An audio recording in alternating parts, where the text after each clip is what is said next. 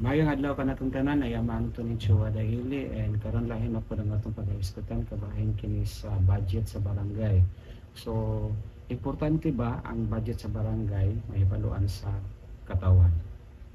So, ang tubag niya na is importante gayud kayo. Oo, importante nga mahibaluan sa katawhan ang budget sa barangay kay kini nagpakita og transparency o accountability sa paggamit sa pondo sa gobyerno. Ang mga residente, ang mga katawan sa barangay is adunay katungod bayad nga mahibalo. Diun sa pagpahimulos ang ilang buhis, no? Ang ilang buhis sa panitiman-an, mga katawhan, no? Naghatag ay kitag buhis tungkol saon kini pag-apod-apod alang sa proyekto, pagserbisyo o programa sa barangay.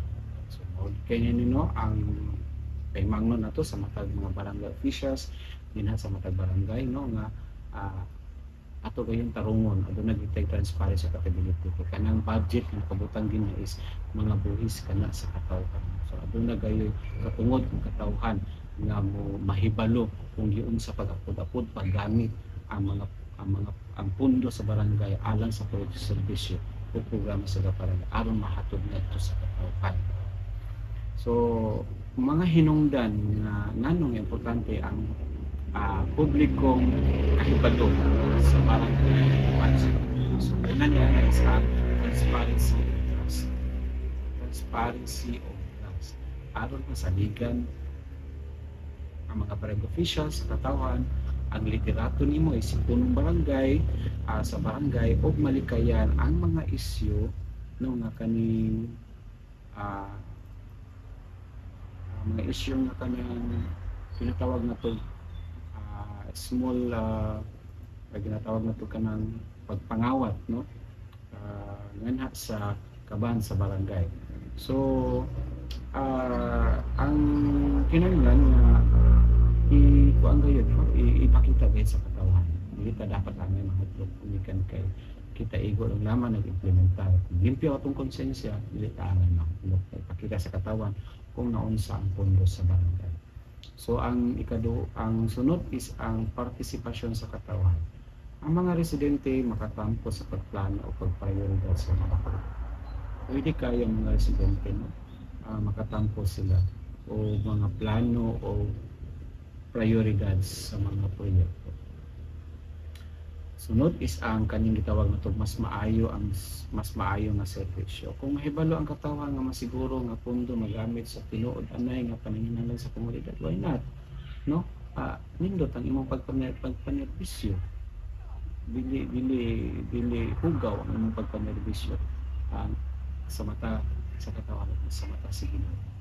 Tapos ang pagmonitor o pagbaton og responsibilidad aron ang katawhan tabang sa pagsubay kung tinuod ba nga nagamit ang budget sa saktong pamaagi. Pwede gikayo na siya. Tapos, tungod niini, yung kuan kanina pang isigutan karon pinanglan nga kuan kumbaga i-post no ipahibalo sa publiko ang barangay budget no pinagi sa namangitay first quarter and second quarter barangay assembly.